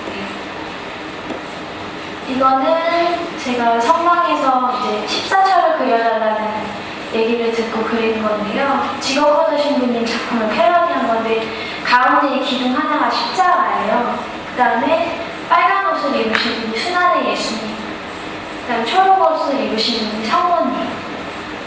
그러니까 두 분의 얼굴이 보이지 않아도 두 분이 얼마나 이 십자가를 소중히 생각하고 있고 그리고 두 분이 얼마나 서로를 사랑하는지 보여줄 수 있는. 그래서 여러분의 삶에 십자가가 있다면 예수님이 먼저 지고 계시다는 것. 그리고 우리가 할 수 있는 건 우리의 십자가를 함께 들고 계신 예수님을 함께 안아야 되는 게 아닐까 하는 생각이 듭니다. 저희 아버지 사진. 아버지는 진짜 싫어하셨거든요. 성당에 대해서 상처가 많으시고 어머니가 신앙 활동을 되게 열심히 하셨는데 교회에 뺏겼다라고 생각을 하셨던 것 같아요. 그래서 진짜 싫어하셨거든요. 성당 다니는 사람도 싫어하고 성당도 싫어하고 신부님도 싫어하고 전부 다 싫어하셨는데 제가 맨날 예수님 얘기를 하니까 예수님 얘기도 하지 말라고 그래서 제가 찬양을 했어요. 아버지랑 만나는 시간 내내 항상 찬양을 했는데 찬양을 듣고 하지 말라는 거예요. 그것도. 그래서 제가 속으로 기도를 하다가 어느 순간 너무 지쳐가지고 이제 기도를 안 하고 찬양도 안 하고 그런 시간이 있었는데 어느 날 아버지가 가시더니 야 너 왜 오늘은 노래 안 부르냐 이러시는 거예요. 그래서 뭐? 그러니까 너 맨날 흥얼흥얼거리는 거 있잖아 찬양인가 뭔가 아빠 듣기 싫다며. 그러니까 야 맨날 하다가 안 하니까 이상하다 이러는 거예요. 그래서 또 제가 힘을 얻고 또 계속 찬양을 하고 하나님께 제가 하는 모든 선행 행동들을 봉헌하면서 아버지가 하나님께 돌아올 수 있게 해달라고 그렇게 기도를 했습니다. 그리고 시간 날 때마다 돈을 벌 때마다 뭐 이게 베란다나 그림 그릴 수 없는 장소인데 그림을 계속 그리면서 제 꿈을 키워나가는 거예요. 그래서 그림을 그리기 시작했고 이 작품은 사실 제가 되게 오랜 시간 동안 그림을 그리면서 하는 화법이었었거든요. 근데 너무 허드렛 일을 많이 하니까 손을 움직일 수가 없게 됐어요. 손가락이 이게 안 되더라고요. 그때 20대였는데 이게 안 돼요. 너무 많이 일을 하니까. 그래서 그림을 붓을 잡을 수가 없어서 그림을 그릴 수 없게 됐을 때 그때 되게 많이 울면서 기도를 했었어요. 하느님께. 하느님 저 진짜 그림 좀 그리게 해달라고. 그리고 다음날 아침 8시에 출근해야 되는데 이제 새벽 5시나 6시쯤 일어나서 성서 조금 읽고 기도하고 그림을 그리기 시작하는데 되게 빠른 시간 안에 한 가지 색으로 쫙 그린 거예요. 그때가 정말 뜨거운 여름이었는데 제가 너무 놀러 가고 싶었거든요. 그래서 바다에 가고 싶다. 파란 하늘이 있고 바다가 있고 딱 가면은 우와 하면서 그렇게 쉴 수 있는 곳으로 하느님과 함께 가고 싶다라고 생각하고 저 그림을 딱 그리게 됐을 때 제가 되게 많이 울었었어요. 아, 내가 다시 그림 그리고 싶다고 했는데 하느님께서 그 소원을 들어주셨구나. 그 다음 그림 뭐 같으세요?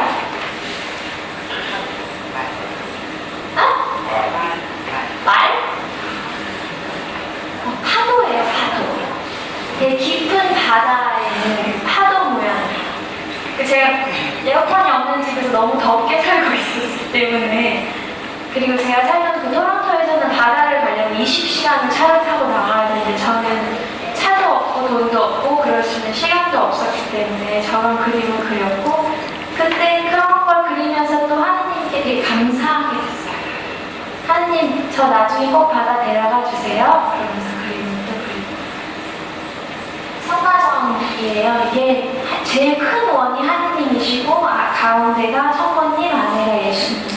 그래서 결국은 다 한 몸이 아닌가 하는 생각으로 되게 단순하면서 사람들이 이해하기 쉬운 성화를 그리고 싶다라는 생각으로 또 이런 그림들을 그리게 됐고, 제 얼굴을 보면 이제 다시 또 폭식증이 시작되거든요.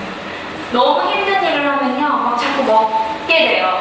먹지 않으면 깨지를 못하기 때문에. 그래서 막 살이 쪘다 빠졌다 우울증이 왔다가 안 왔다 막 이러면서도 그냥 계속 하느님을 향한 그 기도는 멈추지 않았던 것 같아요. 그리고 이게 또 다시 그린 14초인데, 예수님이 돌아가시고 난 다음에 예수님을 무덤에, 그러니까 십자가에서 내리고 나서 성모님이 예수님을 끌어안고 울고 있는 모습이에요. 그래서 피에 젖은 예수님과 가시관, 그리고 그거를 함께 하시는 성모님. 여러분의 삶에서도 여러분이 다 죽었다고 생각했을 때, 아무것도 없다고 생각했을 때 저렇게 성모님이 꼭 안고 있다고 생각하시면 그 생각은 100% 맞는 생각입니다. 저희 아버지가 돌아가시기 직전이라고 생각했던 때예요. 그 뇌에 너무 막 스트레스를 많이 받고 술을 마시고 이렇게 사셨기 때문에 결국은 뇌에 피가 맺혀서 죽을 지경이셨고, 그때 저도 병원비를 구하지 못해서 정말 죽을 지경이었고, 그랬는데 하느님께서 기적적으로 살려주셨어요. 살려주시고 정말 의지할 곳이 하나도 없어서 제가 상당히 가서 맨날 울기만 했던 그때 그 기도를 다 들어주셨더라고요. 저는 그때 살려달라고 기도도 안 하고, 돌아가셔도 상관없으니까 돌아가셔도 하느님 사랑이 뭔지 알고 천국으로 갈 수 있게 해주세요. 아버지 평생 삶이 지옥처럼 사셨는데 돌아가신다고 해서 지옥 가시는 거야. 이거 안 살려주셔도 되니까 천국에 갈 수 있게 해주세요. 이렇게 기도를 되게 많이 했는데, 그때 아버지랑 연락이 안 됐었어요. 저는 캐나다에서 지내고 아버지는 한국에 있었는데, 나중에 아버지가 캐나다에 오셔서 제가 그렇게 눈물을 흘리면서 기도하는 그 성당에 오셔서 하셨던 말씀이, 내가 진짜 너무 아픈데 네가 기도하는 게 느껴지더라 이러시더라고요. 그리고 난 다음에 저한테 하셨던 말씀이, 남들이 믿는 하느님은 참 싫었는데 내 딸이 믿는 하느님은 좋더라 이 얘기 하셨어요. 그때 제가 하느님께서 내 기도를 들어주셨구나. 돈이 참 부족했는데 병원 치료를 결국은 받지 못하고 온몸에 간질 증상이 오고 말할 수도 없는 그런 마비 증세가 오셨었거든요. 근데 그 상태에서 병원비가 없어서 그냥 쫓겨나신 거예요.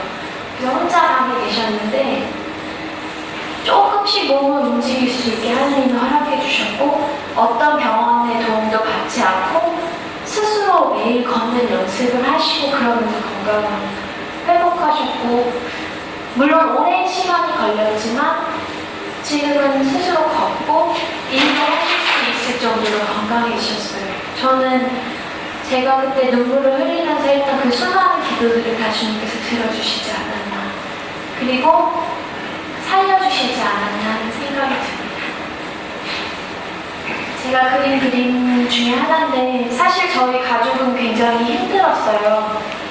아버지가 고통이 너무 심하셨고, 그렇기 때문에 술을 많이 마시고, 술을 마시면 자기가 정말 싫어하던 그 할아버지의 폭행을 그대로 우리한테 하셨고, 그런 상태였지만 저는 계속 이상적인 가정을 꿈꿨던 것 같아요. 그래서 아버지가 엄마한테 오른쪽에 있는 엄마한테 뽀뽀를 해주면 오른쪽에 있는 엄마가 첫째 애한테 충분히 사랑을 주고 그 아이가 또 막내한테 사랑을 주고 그래서 서로 이렇게 다 끌어안고 있는 장면인데 멀리서 보면 이게 하나의 하트가 되는 거예요. 그래서 바깥 세상은 굉장히 복잡하고 지저분해 보일지라도 가족이 살아있는 이 모습이 하나의 작은 하트가 돼서 하나님을 기쁘게 하지 않을까 하는 생각으로 저런 작품을 그렸었고 네, 그리고 정말 너무 감사하게도 지금 그런 가정 안에서 살게 됐습니다. 저의 중매쟁이는 하느님이셨고요. 단순한 제가 손을 잘 못 움직이게 됐을 때 그린 건데 그냥 단순한 손만으로도 내 삶에 하느님을 드러낼 수 있다면 좋지 않을까 이런 생각들을 많이 했었어요. 그 다음에 또 기회가 됐을 때 라스베가스에 가서 그 아트 콘서트라는 제 꿈을 조금 더 공부할 수 있는 시간들이 있었고요. 그 뒤로 너무 바빠서 그림을 그리지 못하게 됐을 때 사진을 접목해서 또 십자가를 표현하는 그런 방식을 했었고 이게 제 식사였어요. 돈이 없으니까 이게 제일 싼 식사거든요. 커피 한 잔 1,000원 정도 하면 빵을 주는 데가 있어요. 저런 데 가서 먹고 살고 이게 뉴욕에서 지하철을 타고 다닐 때 모습이고 돈이 없어서 카메라를 찍지 못하고 핸드폰으로 사진을 많이 찍었었어요. 너무 바쁘지만 일하고 다니면서 그러면 저런 화려한 야경을 담으면서 또 저 불빛 하나하나에 주님을 기억하면서 계속 꿈을 향한 여정을 나아갔습니다. 여기는 캐나다고요. 그리고 또 시간이 나면 혼자 기도할 수 있는 장소를 찾았고 그때마다 제가 너무나 사랑했던 그 세 분 소아테레사 선생님이 제일 왼쪽에 이게 돌아가셨을 때 사진이에요. 진짜 엄청나게 고통을 받으시면서 돌아가셨는데 돌아가시고 난 다음에 저렇게 아름다운 표정을 지었대요. 20대 초반에 돌아가셨는데 아 나도 죽을 때 저런 모습이면 좋겠다. 그리고 마다레나 수녀님 나도 하느님 안에서 아주 작은 일이지만 하느님과 함께하면 좋겠다라는 생각을 했고 오상에 비오신 분님의 책들을 보면서 아 상당히 가는 것이 예수님을 사랑하고 성체를 사랑하는 것이 되게 중요하구나라고 생각을 했었습니다. 그래서 죄를 지었다고 생각할 때마다 제가 죄가 많다고 생각할 때마다 항상 나도 너의 죄를 묻지 않겠다 이제 다시 죄 짓지 마라 하는 예수님 말씀을 항상 기억하려고 노력했었던 것 같아요. 제가 23살에 쓴 다이어리에 쓴 글인데 과거는 하느님의 자비에 현재는 하느님의 사랑에 미래는 하느님의 섭리에 맡긴다라고 되어 있어요. 여러분 현재가 불행해지려면요 과거에 얽매이면 돼요. 아, 내가 왜 그랬지? 내가 왜 그랬지? 내가 왜 이런 일을 했을까? 하나님은 왜 나한테 이런 일을 허락하셨을까라고 하면 이 사람이 현재는 충분히 불행해지거든요. 근데 자기가 잘못했던 여러 가지 것들은 주님 용서해 주십시오. 당신의 자비에 맡깁니다라고 했을 때 그 과거로부터 분명히 배우는 게 있어요. 그럼 이 사람이 현재는 굉장히 밝을 수 있고 그 다음에 현재를 살아갈 때 하나님의 사랑에 의지하며 살 수 있고 미래는 어떻게 될지 모르지만 하나님의 섭리에 맡깁니다 라고 하면 또 그렇게 살 수 있습니다. 이쪽으로 넘기다 보면 아버지가 많이 건강해지셨을 때 함께 찍은 사진이고요. 이게 제 결혼식장 모습이에요. 저는 결혼을 못할 거라고 생각을 했었는데 하느님이 짝을 딱 마련해 주셨어요. 제가 이상형으로 이렇게 꼽은 리스트가 한 100개 정도 있었어요.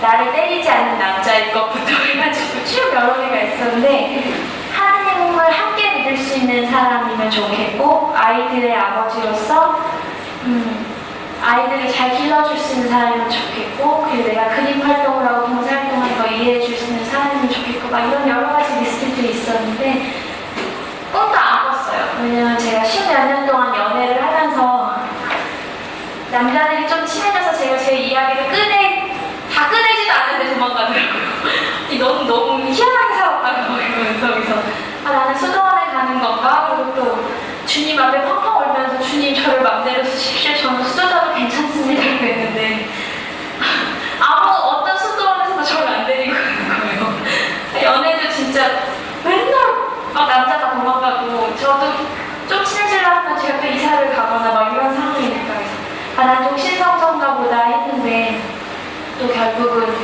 하느님이 너무 좋은 사람을 보내주셔서 제가 결혼을 하게 됐습니다.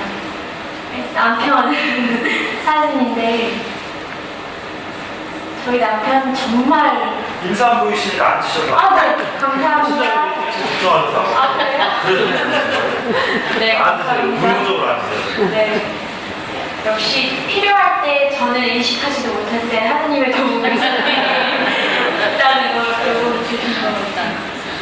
네. 저희 남편 자랑하려고 했는데 신부님 오셔서 더 멋있게. 저 신부님 결혼하셔서 진짜 멋있었을 텐데, 그쵸? 네, 하느님께서 이렇게 여러분과 함께 하시라고 또 하느님의 길로 부르신 게 아닌가 생각이 듭니다.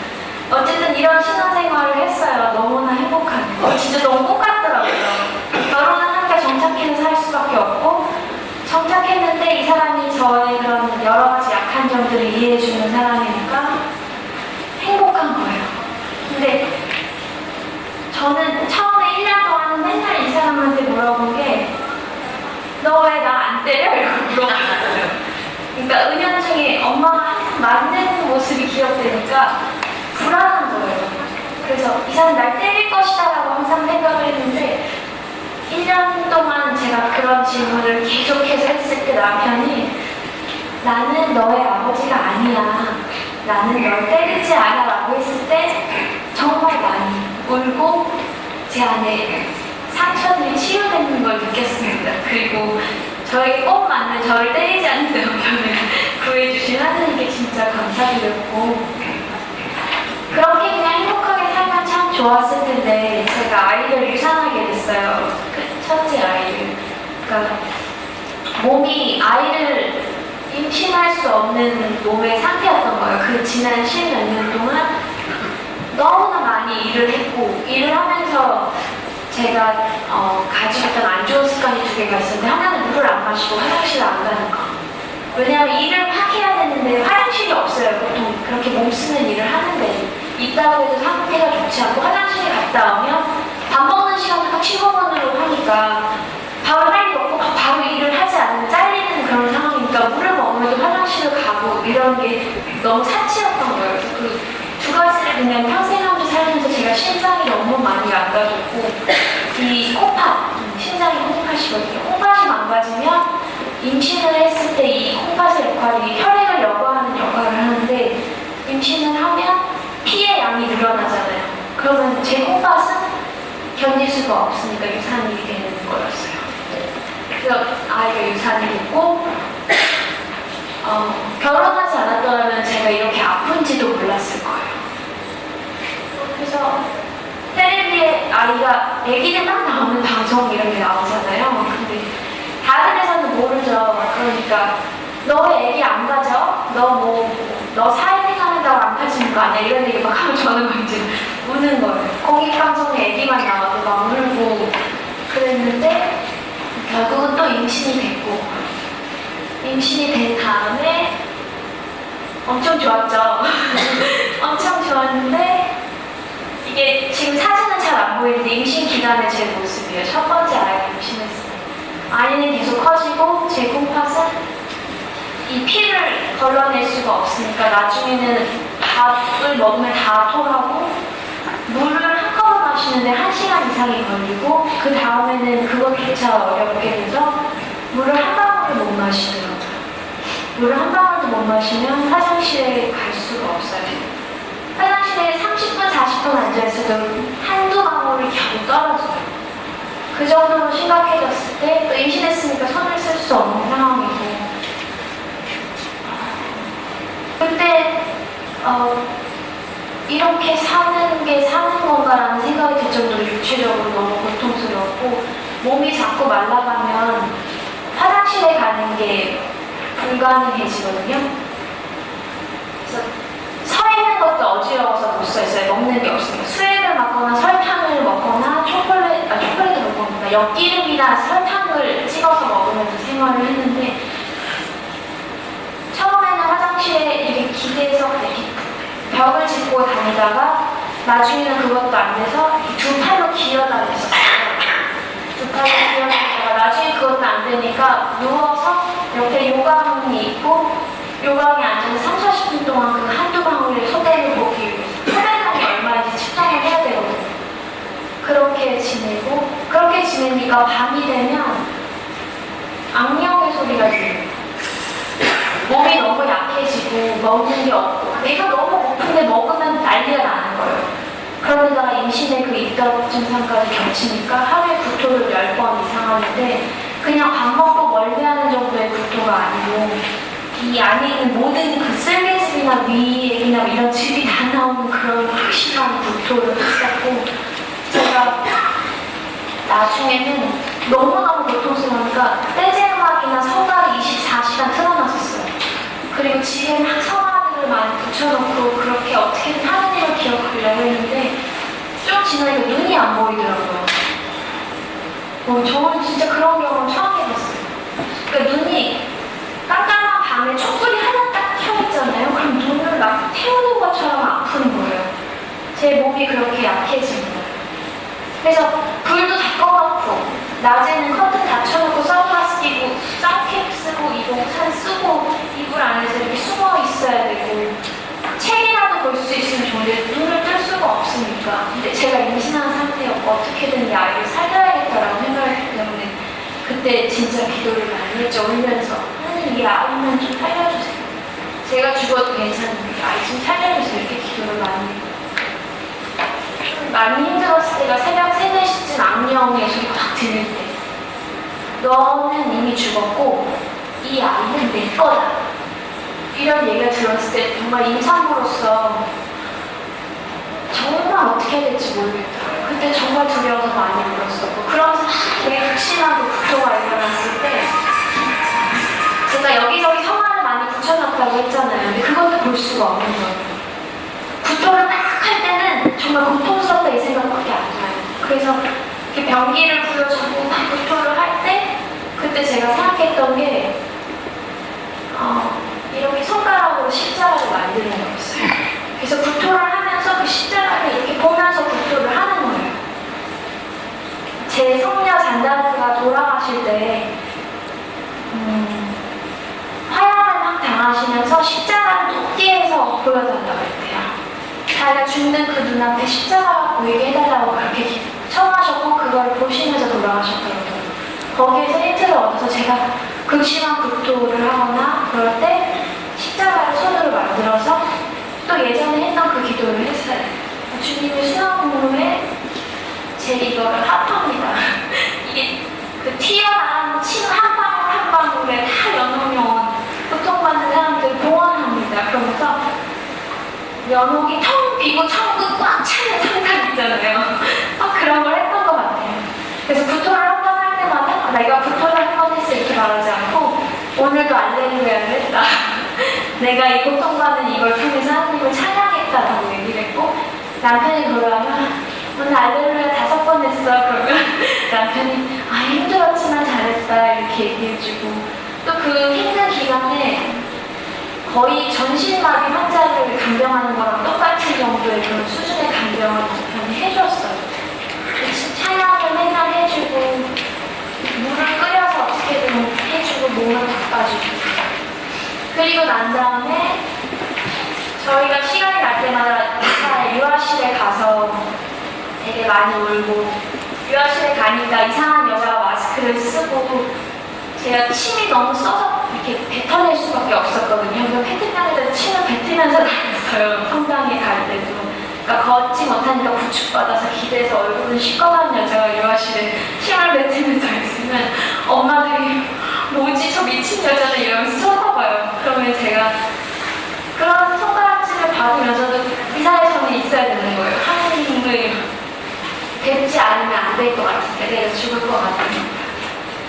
그러고 있었는데 하느님이 결국은 자비로 오셨고 이렇게 귀여운 아이를 보통은 뭐 20몇 주나 30주에 이렇게 아이가 나오게 되는 경우가 많거든요. 그래서 인큐베이터에 격리되는데 그런 힘든 시간 속에서도 아이가 정상적으로 자라났고 제가 41주 3일차에 자연분만으로 3kg대의 아이를 출산할 수 있게 돌아오셨습니다. 하늘에 박수 한번. 그래서 제가 느꼈던 건 제가 원하는 시점에 하나님께서 제가 원하는 걸 주시진 않으세요. 근데 나중에 시간을 돌이켜보고 봤을 때 하나님은 분명히 함께하고 계시고 이 고통의 시간이 너무 오래 가기를 바라지 않으세요. 내가 사랑하는 자녀에게 연단을 위해서 혹은 어떤 이익을 위해서 하나님께서 고통을 잠시 허락하시긴 해도 그 고통이 길기를 바라지 않으시는 거예요. 그리고 이렇게 건강하게 아이를 가질 수 있도록 그 뒤로 계속 아이가 안 생겼어요. 그래서 안 생기려나 보다 그러고 또 마음을 내려놓는 그 순간 또 아이가 생겼고 제가 임신 8개월 차는 진짜 성당도 겨우 페트병에 침을 뱉으면서 가는 상황인데 지금 두 번째 아이는 병원도 한 3-4번밖에 안 갔거든요. 근데 이렇게 건강하게 잘 자라서 너무 감사드리더라고요. 또 저렇게 저의 모든 삶에 함께 개입하셨던 하나님께서 저에게 저런 큰 축복을 보내주셨습니다. 그리고 지금 생각해보건데 예상하지 않던 시기에 결혼을 하고 아이를 가지게 되었는데 그때 아이를 가지지 않고 만약에 제가 신장병이 나서 아팠더라면 아이가 있다고 생각하니까 어떻게든 살아야 된다고 생각을 하고 좋은 생각만 하려고 했고 또 남편이 돌봐주기 때문에 제 병도 호전되지 않았을까 하는 생각이 들어요. 그래서 남편하고 아이가 잠들었을 때 제가 사실은 내가 죽으면 어떡하지 라는 생각을 되게 많이 했다고 했잖아요. 그때 내가 죽으면 이 아이는 엄마가 어떤 사람인지 모르잖아 이런 생각을 했었어요. 그래서 내가 만약에 살게 된다면 내 이야기를 책으로 썼으면 좋겠다 라고 생각을 했고 아이가 태어나고 제가 점점 건강해지면서 글을 쓰기 시작했고 나오게 된 책이 바로 내가 상상하는 꿈이 현실이 된다라는 책입니다. 그래서 사실은 책의 처음부터 끝까지 하나님이란 단어가 안 들어가면 안 되는 그런 책인데 출판부에서 딱 보더니 하나님을 쫙 다 뺀 거예요. 하나님이란 단어 종종 없는 분이. 근데 결국은 이 책이 하나님을 모르는 사람들한테 가서 이 사람들이 죽으려고 할 때, 되게 고통받을 때, 먼지가 이렇게 껴있는 제 책을 자기가 죽어야겠다고 생각하는데 갑자기 보이더래요. 누가 선물해준 이 책이. 그래서 그 책을 읽고, 밤새 울고, 저한테 살기로 했다고 편지를 보낸 그런 독자분들이 되게 많아요. 그래서 하나님께서 또 이렇게 쓰시는구나. 이 책에서 하나님이란 단어는 비록 하나도 들어가 있지 않지만, 결국은 이렇게 쓰시는구나라는 생각이 들었어요. 그래서 여러분 주변에 혹시 힘들어하는 사람, 특히 청년 중에서 힘들어하는 사람이 있다면 이 책을 선물해 주시면 정말 자살하고 싶었는데 하나님과 함께 잘 살자라고 결심했던 그 수많은 이야기들이 들어가 있거든요. 도움이 되지 않을까 그렇게 생각을 합니다. 그래서 교보에서 사인회도 하고 네이버에서 검색하면 이제 나오는 여자가 됐어요, 제가. 여러 가지 많은 힘든 과정에서도 되게 많은 경력들이 생겼는데요. 여러 방송에도 나오고, 그리고 총괄받는 시니어가이드 뽑히고, 쉬어서 임원으로 활동하고, 제가 제 나이에 상상할 수 없는 양력들을 많이 가지게 됐는데, 이렇게 가질 수 있게 되었다는 것도 전부 다 하나님께서 함께 하셨기 때문이고, 제가 가지고 있는 그런 모든 고통들이 없었더라면 저런 양력이, 화려한 양력이 탄생할 수 있었어요. 하는 고백을 저는 합니다. 그러니까 제 이력의 모든 대부분은 하나님께서 주관하셨다고 생각을 해요. 최근에 아침마당에 명사초대석에 저를 불러주셨어요. 제가 또 기도를 했죠. 어떻게 해야 됩니까, 하나님? 그 작가분이 이렇게 얘기하시더라고요. 연초랑 연말에 절망하는 사람들이 너무 많다. 그래서 김재희님이 나오셔서 희망을 말해주면 그분들에게 도움이 되지 않을까. 그래서 제가 나와서 얘기를 했는데도 그 방송을 보고 되게 많은 분들이 좋아해 주셨어요. 근데 좋아하는 게 대부분 다 아니 어떻게 그렇게 힘들게 살았는데 얼굴이 이렇게 밝아요. 그런 얘기를 많이 하시더라고요. 근데 우리는 답을 알고 있죠. 예수님이 함께 계시고 예수님이 그 길을 먼저 걸으셨기 때문에 이렇게 얼굴이 밝아요. 여기저기 나가고 죽음에 대한 생각을 여러 번 할 수 있는 계기가 있었던 것 같아요. 제 삶에서. 근데 죽음이란 게 뭘까라고 생각을 했을 때 우리는 부활이 있잖아요. 제가 너무너무 힘들었을 때 마더네 예수님이 딱 3일만 참으라고 너무너무 죽겠다고 생각이 들 때 딱 3일을 참으면 그 다음날 부활이 온다고.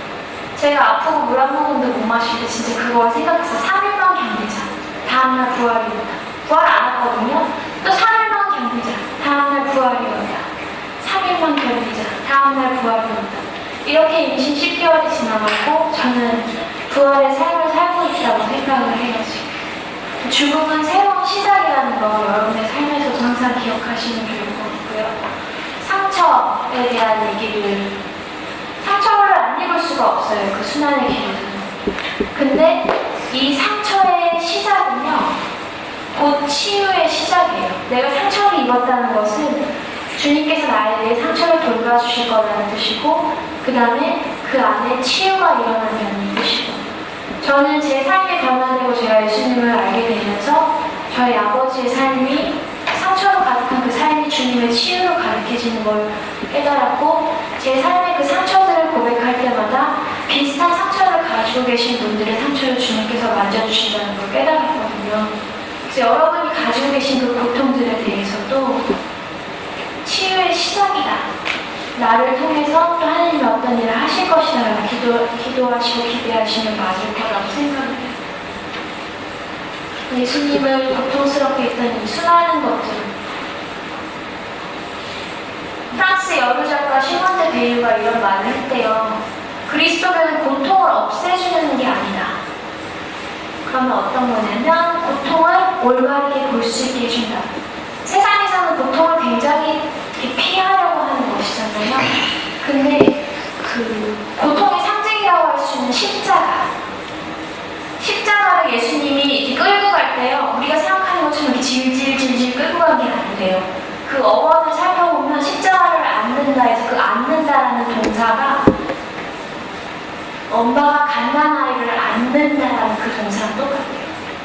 예수님이 십자가를 받아들이시고 고통을 받아들이시는 그거는 진짜 안으신 거예요. 내 소중한 아이를 안는 것처럼. 내가 이걸 안음으로 인해서 너의 상처가 나을 것이다. 내가 너를 위해서 부활의 삶을 보여줄 것이다. 정말 적극적으로 안고 가는 거거든요. 그래서 예수님이 십자가에게 너무나 많이 쓰러지셨음에도 불구하고 이게 내가 질질 끌고 가는 거였으면 쓰러졌으면 그냥 팽개치잖아요. 근데 어떻게든 다시 그 십자가에 다가가서 그거를 메고 일어나서 가시잖아요. 그 모습이 저희가 가야 되는 길이 아닙니다. 나에게 주어진 이 십자가의 삶에서 내가 너무 지치고 힘들 때 주님께서 그러하신 것처럼 이 십자가를 끌어안고 가야 되는 것이 아닐까 하는 생각이 듭니다. 이렇게 심하게 매를 맞고 끔찍한 죽음을 당한 분은 아마 주님밖에 없을 거예요. 잘못한 거 하나 없고 그렇게 많이 베풀었음에도 불구하고 이렇게까지 고통받고 가시는 분은 주님밖에 없고 이분의 고통이 우리에게 큰 위안을 주는 건 되게 많은 신들이 있잖아요. 능력을 가지고 있는 신들은 참 많은데 내가 너무 좋아하고 나를 위해서 나를 살리기 위해서 죽은 신은 이 세상에 주님밖에 없다는 거. 그게 정말 감사한 일인 것 같아요. 사실은 이 그리스도의 순환 영화가 나왔을 때 되게 많은 사람들이 너무너무 잔인하다는 반응을 보였는데 이 십자가까지 끌고 가서 십자가에 매달아서 죽을 때까지 기다리는 게 되게 많은 인건비가 들고 힘든 일이잖아요. 그래서 이미 채찍질을 할 때 죽을 때까지 떼는데요. 그래서 채찍질을 맞다 죽으면 편한 거예요. 이 사형 집행하는 사람들은. 십자가까지 안 가도 되니까. 근데 그래서 이미 죽을 만큼 때려놓고 그랬는데도 안 죽어서 십자가까지 끌고 가서 이미 너무나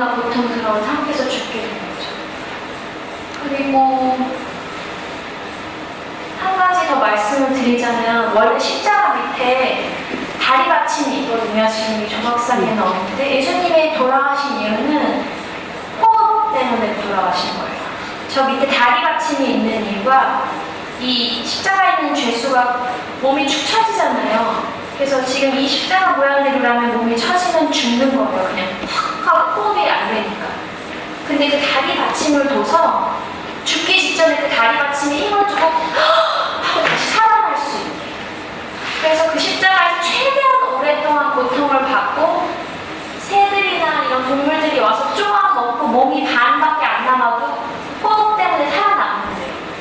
그렇게 잔인한 형벌이 십자가거든요. 근데 그 고통을 예수님께서 견디신 거예요. 그리고 그 십자가를 끌고 안고 가신 거예요. 그거를 생각해 봤을 때 우리가 매 미사 때마다 영성체를 주시는 그 성체에 담겨있는 그 큰 사랑을 생각해 보면 항상 그리스도의 고난을 생각할 수는 없지만 이 사순시기만이라도 주님의 사랑이 얼마나 크고 대단한 것인지 그리고 인간이 얼마나 잔인한지를 한 번 더 생각할 수 있게 되지 않을까 싶습니다.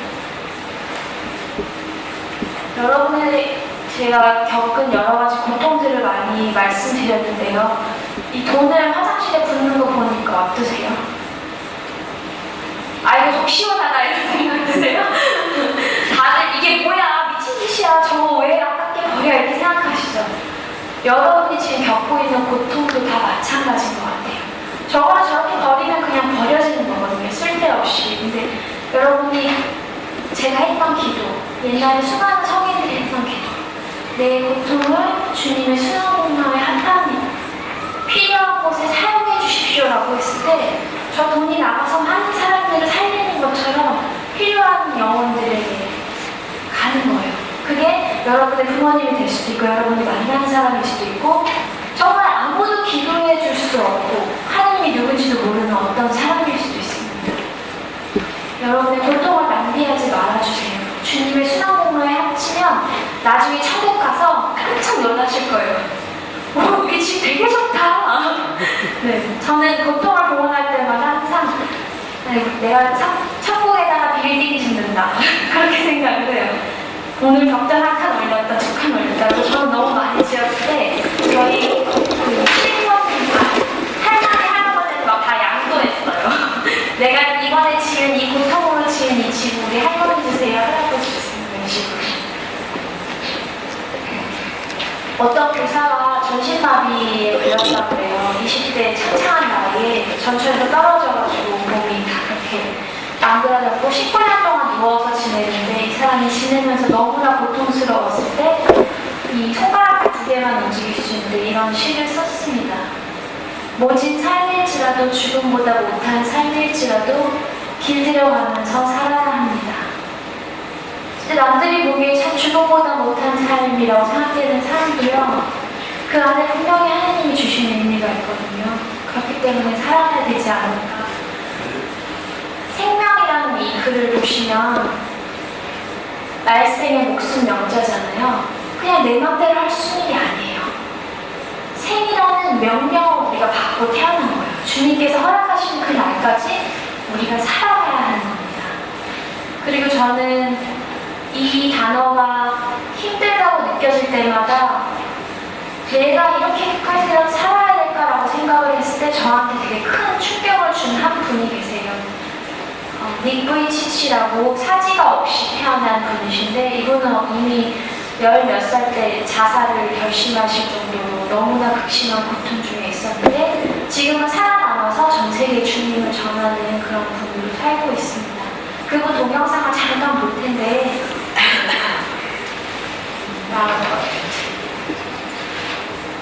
잠시만요.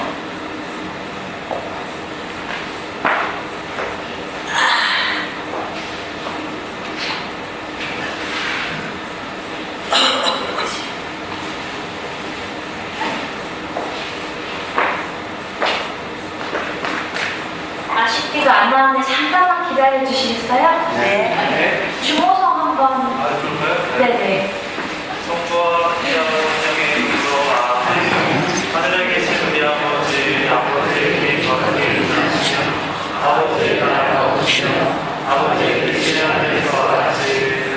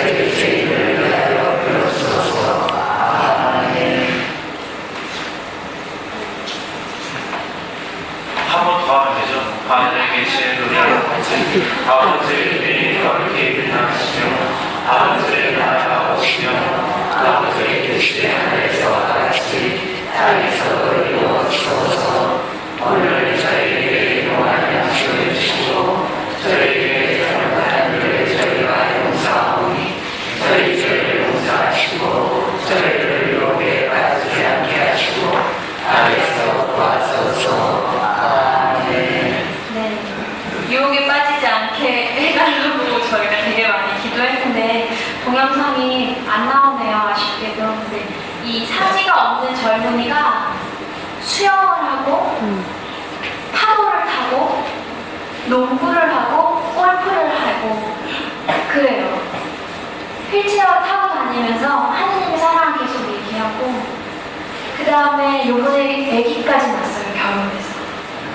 아이가 너무나 건강하게 태어났고 부인도 진짜 잘 만났거든요. 그래서 제가 그 사람이 수영하는 동영상을 볼 때마다 팔도 없고 다리도 없고 발가락 딱 2개만 있어요. 근데 그거를 잠수를 하고 올라서고 집에 신발이 한 켤레 있다고 해요, 이분이. 자기가 너무나 열심히 기도를 하니까 다리가 생기지 않을까. 그러면 그때 신으려고 신발을 준비해 놓은 거예요. 근데 이제 30대인데 신발을 쓸 일이 없대요. 하느님께 맨날 나는 기적을 원하는데 기적 주시지 않았냐라고 기도를 하다가 이렇게 고백합니다. 주님께서 저한테 기적을 보여주지 않으신다면 제가 다른 사람한테 기적이 되면 됩니다. 그렇게 살아있어요. 되게 기쁜 얼굴로. 나는 행복합니다라고 하면서. 여러분, 그 삶을 봤을 때 그 팔다리 하나도 없고 발가락 2개인 사람이 나타나서 나는 행복합니다, 하느님 사랑으로 행복합니다라고 고백했을 때 수많은 팔다리 있는 사람들, 불행한 사람들이 눈물을 흘리면서 하느님을 체험해요. 여러분의 삶도 팔다리가 없다고 느껴질 때 그 안에서 미소를 짓고 하느님의 사랑을 발견하려고 했을 때 그때 삶이 달라지지 않을까. 그리고 그 모습이 분명히 기적이 되지 않을까. 그 사람이 다리가 나서 걸어다니고 이런 것보다 더 큰 기적으로 우리에게 다가오지 않을까 하는 생각이 듭니다. 그리고 제가 김수환 추기경님 그 책을 보면서 이런 글을 봤어요. 아버님 좀 읽어주시겠어요? 보이시나요? 글씨가? 네. 사랑도 많이 받았지만 서러움도 들어받았습니다. 이해도 많이 받았지만 오해도 들어받았습니다. 기쁜 일도 많았지만 슬픈 일도 많았습니다. 결국 모든 것이 다 소중하고 필요했습니다. 선뜻 이렇게 고백하기 위해서 왜 그리도 오랜 시간이 걸렸는지요. 감사합니다. 박수. 삶이 결국은 이런 게 아닌가 싶어요. 사랑도 많이 받는데 서러운 일도 많이 겪는 거. 그리고 이해도 많이 받지만 오해도 엄청나죠. 기쁜 일도 많지만 참 슬픈 일이 많은 삶이. 근데 결국은 우리가 보여줄 수 있는 건 김수환 추기경 고백처럼 결국 모든 것이 다 소중하고 필요했습니다. 이렇게 고백해야 되지 않는가 싶어요. 추기경이 제일 마지막에 이렇게 얘기를 하세요. 이렇게 얘기하기까지 왜 이렇게 오랜 시간이 걸렸을까요? 이런 얘기 하시더라고요. 고통을 시도가 아니고 내가 정말 예수님 십자가를 끌어안는 것처럼 끌어안을 때 결국은 내 삶의 이 수많은 일들이 결국은 하느님이 선으로 이끄시는 것이었구나 라고 했을 때 삶이 달라지게 되지 않을까. 여러분, 제일 예쁜 손 한번 해보실까요? 아우, 아까 이거보다 잘해주시네요. 제일 예쁜 손 한번 해보세요. 기도손. 이렇게 하셔도 되고 이렇게 하셔도 되고. 이게 인간이 할 수 있는 가장 아름다운 손 모양이 아닌가 싶어요. 마음이 아프시고 힘드실 때 조용히 손을 모으고 그냥 예수님, 그 다음에 알렐루야, 당신을 찬양합니다. 이 한마디를 고백할 수 있을 때 우리는 정말 약한 인간의 육신이지만 악마를 이겨낼 수 있는 큰 힘을 받게 됩니다. 교회에서 상처받으신 받으시는 분들이 되게 많잖아요. 저희 아버지도 교회에서 상처를 많이 받았는데 왜 그렇게 교회에서 서로 상처를 줄까라고 생각을 했더니 병원에 가면 여러분 누가 많죠? 환자가 많죠. 그럼 교회에는 누가 많죠? 죄인이 많은 거예요. 죄인들이 다 있으니까 서로 죄가 있는 사람들이라 부족한 면이 많기 때문에 서로 상처가 될 수밖에 없더라고요. 병원 가도 병원에서 서로 바이러스 옮기고 그러잖아요. 그래서 교회에 있는 사람들이 다 천사인데 너는 왜 교회 다니면서 이러냐라고 하지 않고 너도 죄인이니까 교회 왔냐? 나도 죄인이니까 교회 왔다. 그래 우리 둘 다 하느님께 치료받아서 깨끗하게 예쁘게 살다라는 그런 약간 너그러운 마음을 가지고 교회에 있는 사람들을 성당에 있는 사람들을 바라봐 주시면 좋을 것 같습니다. 자, 사순에 우리가 이렇게 예쁘게 주님 품 안에서 사랑받고 있다는 것을 깨닫는 시간이 됐으면 좋겠고요. 제일 뒤에 있는 이거는 대림초인데요. 4주잖아요. 40. 대림은 4주고 사수는 40일인데 저는 저 초를 볼 때 되게 이상했어요. 나는 별로 한 게 없는데 초가 한 주마다 밝아지잖아요. 그래서 뭐 한 번도 한 번도 이렇게 밝게 만들어갖고 사람을 부끄럽게 하나 이런 생각을 했는데 지난 대림 때 이런 신부님께서 이런 강론을 해주셨었어요. 저거는 예수님이 내가 무슨 일이 있어도 너는 하얗게 만든다라는 그 의지의 뜻이래요. 저희가 개판으로 살건 잘 살건 간에 사순 시기가 지난 부활인 거거든요. 예수님의 강력한 의지인 거예요. 네가 어떻게 살건 간에 나는 너를 놓지 않고 버리지도 않고 사랑하고 너에게 부활을 선물해 줄 것이다. 네가 아무리 나쁘게 살아도 나는 너를 위해서 십자가를 질 것이고 이 세상에 올 것이다. 강력한 의지의 뜻이에요. 우리가 애기한테 잘못했을 때 너 이거 숙제 다 해놔야지 엄마가 사탕 줄 거야 라고 하지만 숙제 안 해도 사탕 주잖아요. 그런 마음이 사순이 아닐까 하는 생각이 들었습니다. 여러분 되게 든든하시죠? 저희가 알고 믿고 사랑하는 하느님이 이렇게 멋진 분이십니다. 죄에 대한 얘기를 살짝 해볼까 해요. 지금 한 5분 정도는 강의가 끝날 것 같은데 죄를 막 고백해야 되니까 힘드시잖아요. 여러분 죄가 이 뒤에 있는 분, 나 참 죄가 하나도 없는데 내가 고백해야 된다. 어떤 분은 막 무슨 죄가 있다고 고백을 하나 나만큼 활동한 사람이 있으면 나와보라 그래. 성사 안 보면 냉담자니까 보긴 봐야 되는데 무슨 죄를 짜내서 고일 한타를 하다. 보통 그렇게 많이 생각을 하세요. 내가 죄가 없는데 무슨 죄를 고백을 해? 이 정도는 뭐 개똥기도 짚고 말똥기도 짚고 이러는데 이걸 꼭 치식토크리 말해야 된다. 근데 이 죄를 떠올릴 때 죄가 있다 없다를 떠올리기보다 제가 들려드리는 한 가지 얘기를 들어보시면 아마 이해가 되지 않을까 싶어요. 아이가 태어났는데 만약에 아파요. 그러면 어머니는 평생 내가 죄가 많아서 얘가 이렇게 태어났네. 아이가 사고가 났어요. 어머니는 내가 죄가 많아서 아이가 이렇게 됐네. 무슨 뜻인지 아시겠어요? 죄가 많다는 건요, 내가 그만큼 사랑한다는 뜻이에요. 내가 잘못을 하나도 안 했어도 너무너무 사랑하기 때문에 이 사람의 모든 것까지 다 내가 짊어지고 싶은 게 그게 죄가 있다라는 뜻인 것 같아요. 어머님들이 보여주시는 예수님의 사랑도 그렇지 않을까. 예수님이 죄가 있고 없고를 떠나서 당연히 없으신 분이시지만 너무나 사랑하기 때문에 내 아이들이 겪을 그 고통을 미리 내가 끌어안고 내가 죄인이 돼서 죽겠다. 그게 예수님의 사랑이 아닌가 싶습니다. 그래서 고해성사로 가실 때 여러분 꼭 기억하셨으면 좋겠어요. 내가 죄가 있고 없고 떠나서 내가 얼마나 많이 사랑했는가, 내가 얼마나 많이 주님을 사랑했는가를 생각해 보시고 고해성사를 하시면 좋을 것 같고요. 이게 엄마 마음인 것 같아요. 할머니 없고 계속 뭐라도 먹여주려고 자기 등이 젖고 자기가 배고픈 건 생각하지 않고 이렇게 사랑받으면서 자라왔습니다. 지금 이 시간까지 우리가 이곳에 있다는 거는 이런 사랑하는 사람이 있었기 때문에 우리가 살아있는 거거든요. 그리고 우리가 죽을 때까지 이런 모습을 보여주면서 살아야 되지 않을까 하는 생각이 듭니다. 그럼 이상 제 강연은 여기까지 마치겠고요. 혹시 궁금하신 거 있으신가요? 다들 또 기쁜 얼굴로 와 끝났다 하시는데 사인 원하시는 분들은 제가 사인 해드리고요. 그리고 제가 사실은 강연이 굉장히 요청이 많이 들어오는데 이게 하느님자가 하나도 안 적혀있는 책이잖아요. 그래서 성당에서 강연이 정말 안 들어오는 거예요.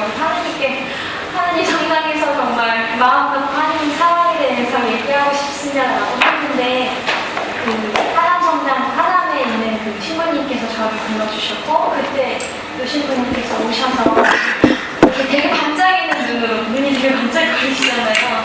잘 들었다고 하는데 제가 너무 막 황송한 거예요.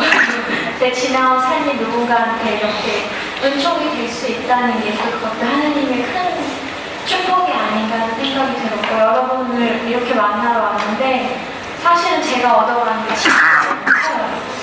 제가 10몇 년 전에 그렇게 많이 울고 그랬을 때 성당에서 앉아 계셨던 그 수많은 분들의 모습이 다 떠올리면서 저한테도 큰 기쁨이었던 시간이었습니다. 여러분 진심으로 사랑하고요. 얼마 남지 않는 사순 시간이지만 우리 주님 안에서 깨끗하게 아름다운 모습으로 살아갈 수 있을 거라고 생각합니다. 감사합니다.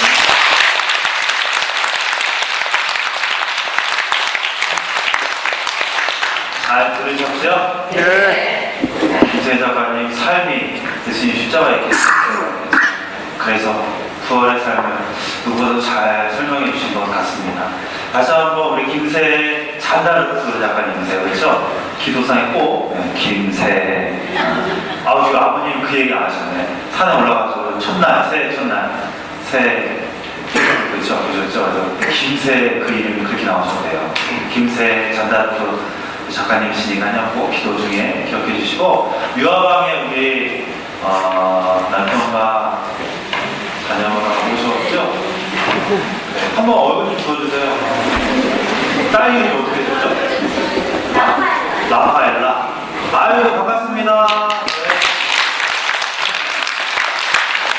감사합니다. 자, 책 지금 구매하신 분들은 또 이렇게 하시고 사인도 받으시고 또 아까 말씀드린 대로 이렇게 인터넷 서점이나 이렇게 서점에 보시면 있으니까 자녀에게도 선물 좀 잘 해주시면 좋겠습니다. 잠시 일어나시죠. 성부와 성자 성령의 이름으로 주님께서 여러분과 함께 전능하신 천주 성부와 성자 성령께서는 여기 있는 모든 이에게 경복하소서. 성부와 성자 성령의 이름으로